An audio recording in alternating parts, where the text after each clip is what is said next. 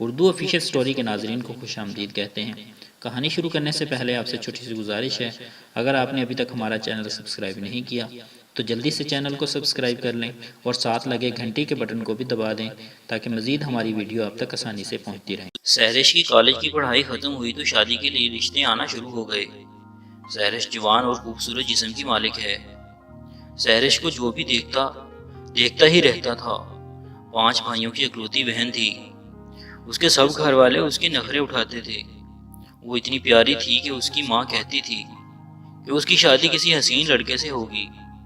سہرش کی سہیلیاں اس کی ہم عمر تھیں اور اس سے جلتی بھی تھیں۔ سہرش دل کی صاف تھی۔ وہ کسی کے ساتھ لڑائی جھگڑا نہیں کرتی تھی۔ سہرش کی ماں نے کہا کہ رشتہ والی آنٹی آئی ہے، دوپٹہ اوڑھ کر آنا۔ رشتہ والی آنٹی کے ساتھ ایک خاتون اور ایک لڑکی بھی موجود تھی۔ سہرش سلام کر کے اپنی ماں کے ساتھ صوفے پر بیٹھ گئی۔ وہ عورت اور لڑکی سہرش کو دیکھ رہی تھی۔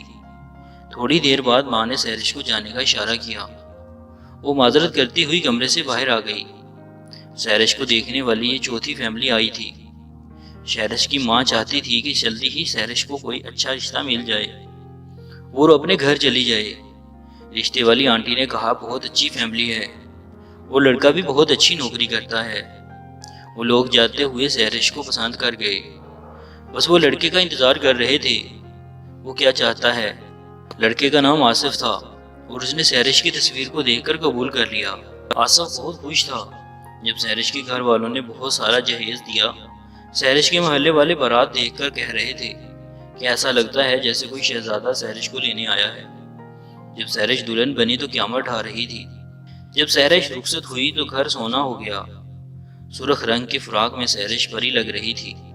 سہرش آصف کے گھر آئی تو آصف کہنے لگا کہ مجھے سمجھ نہیں آتی لڑکیاں اتنا میک اپ اور اتنا زیور کیوں پہنتی ہیں۔ سہرش اسی وقت واش روم میں گئی اور اپنا منہ دھو کر آ گئی۔ سہرش نے اپنا سارا زیور اتار کر ڈبے میں پیک کر دیا۔ آصف بہت غصے سے سہرش کے ساتھ بات کرنے لگا۔ آصف اپنے موبائل میں مصروف ہو گیا اور سہرش بھی سو گئی۔ رفاقت کو احساس ہی نہیں تھا کہ وہ میری دلہن ہے اور آج شادی کی پہلی رات ہے۔ سہرش کی سہاگ رات بڑی عجیب گزری۔ اس کے شوہر نے اس کے جسم کو ٹچ بھی نہ کیا۔ وہ اندر ہی اندر گھٹ رہی تھی۔ اس نے اپنی سہیلیوں سے سہاگ رات کے بارے میں جو سن رکھا تھا ویسا اس کے ساتھ کچھ نہ ہوا۔ وہ اس رات کے لیے مزے کی باتیں دماغ میں لیے اندر داخل ہوئی تھی، لیکن ایسا کچھ نہ ہوا۔ اس کا دلہن بننا اس کے کچھ کام نہیں آ رہا تھا۔ وہ اندر ہی اندر تڑپ رہی تھی کہ کب اس کا شوہر اندر آئے اور اس کے جسم کا نظارہ کرے۔ صبح جب آصف اٹھا تو وہ صحن میں جا کر اپنے بھتیجے اور بھتیجیوں کے ساتھ گپ شپ میں مصروف ہو گیا۔ ساس اور سسر کہنے لگے کہ بہو بہت خوبصورت ہے لیکن نخرے والی ہے۔ تھوڑی دیر بعد آصف نے آواز دی کہ اندر آؤ، مجھے کوئی بات کرنی ہے۔ آصف نے کہا کہ تم اتنا زیادہ میک اپ نہیں کیا کرو اور پرفیوم بھی نہیں لگایا کرو۔ سہرش نے سوچ لیا کہ اس شہزادے کے لیے مجھے سب کچھ چھوڑنا پڑے گا۔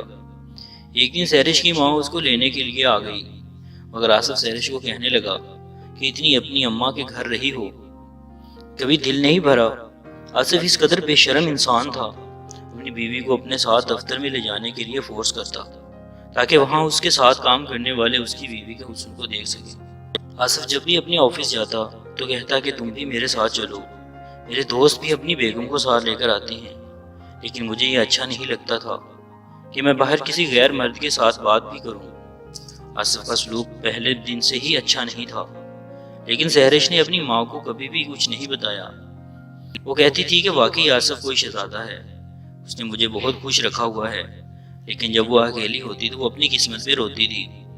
کچھ دن میرا بھائی مجھے چھوڑنے میرے سسرال چلا گیا۔